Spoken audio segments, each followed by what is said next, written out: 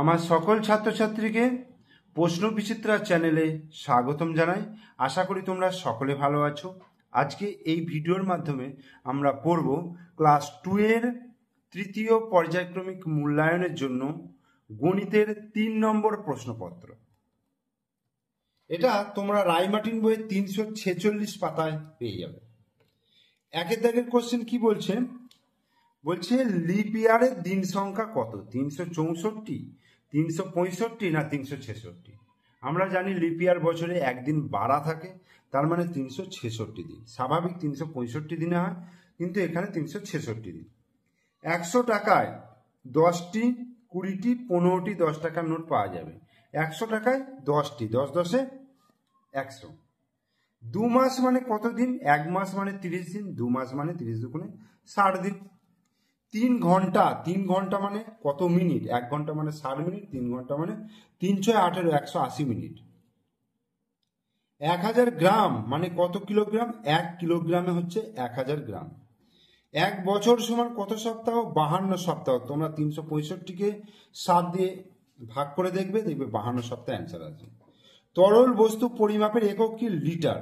তরল বস্তুকে পরিমাপ করতে গেলে লিটারের প্রয়োজন। এই কার্ডগুলি কোন সংখ্যা নির্দেশ করে? এটা 10-এর কার্ড, আর এটা 1 2 3 4 5 6, এগুলো 1-এর কার্ড। তাহলে 10 আর 6 16, 1 2 3 4 5, সরি 5টা, তাহলে 15, 10 আর 5 15। 999 এর পরের সংখ্যা কত হবে? 1000। ভাজ্য ভাজিত ভাজক সমান কি হয়ে যাবে? ভাগফল। ঘড়ি দেখে সময় লিখতে বলছে। এটা কটা বাজে? দেখো দেখো 11টা বাজে। বেলা বা বেলা বোঝা যাচ্ছে না, 11টা বাজে। এটা কটা? 4টে।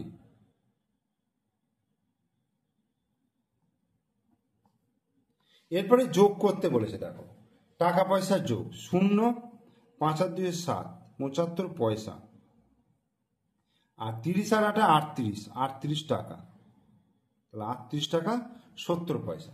এখানে দেখো মিটার আর সেন্টিমিটার। 5 হলো, 3 আর 2 5 হলো 55 সেমি, আর এদিকে 8 আর 3 11, আর 9 10 11, 11 মিটার। 11 মিটার 55 সেমি। বিয়োগ করতে বলেছে। দেখো আমি এমনি গাঁটগুলো যদি হিসাব করি, দেখো 7 কয় দিতে? 15, 7 8 9 10 11 12 13 14 15, তাহলে 8 দিতে, তাহলে হাতে 1 থাকে, 3 আর 1 4, 4 কয় দিতে? 3টাকে কি করবো? 13 ধরবো। 4 5 6 7 8 9 10 11 12 13, 9 দিতে, ঠিক আছে। হাতে 1, এখানে 2, 2 কয় দিতে? 8, 6 দিতে, তাহলে 698। 29 থেকে 8 বিয়োগ করলে কত হবে? প্রথমে দেখো বিয়োগ যদি পরপর থাকে তাহলে প্রথম বিয়োগটা আগে করতে হবে। তাহলে 29 থেকে 8 বিয়োগ করলে 21, সেখান থেকে 3 বিয়োগ করলে 18।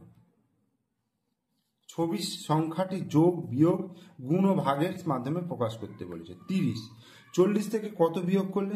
10 বিয়োগ করলে 30। 20 সঙ্গে কত যোগ করব? 10 যোগ করলে 30। 60কে যদি 2 দিয়ে ভাগ করি তাহলে 30। 5-এর সঙ্গে যদি 6 গুণ করি, 5 6 30। 12, তাহলে 2 দিয়ে যদি ভাগ করি 24কে, তাহলে 12 আসবে। 2কে যদি 6 দিয়ে গুণ করি, 6 দুগুণে 12 আসবে। কত থেকে 3 বিয়োগ করব? 15 থেকে যদি 3 বিয়োগ করি 12 আসবে। আর 7-এর সঙ্গে 5 যোগ করলে 7 আর 5-এ 12।